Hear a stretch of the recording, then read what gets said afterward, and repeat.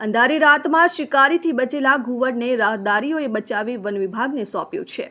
13 મેના રોજ પ્રાપ્ત થતી વિગત મુજબ મહુવા અનાવલ સ્ટેટ હાઈવે પર ભગવાનપુરા બસ સ્ટોપ નજીક અંધારી રાતમાં લગ્ન પ્રસંગમાં વિડીયો શૂટિંગ કરી પરત ફરી રહેલા દેવાંગ પટેલ અને ભાવિન ઢોડિયા નામના બે યુવકોને રોડની સાઈડમાં કંઈક વધુ પડતી હલચલ નજરે પડી।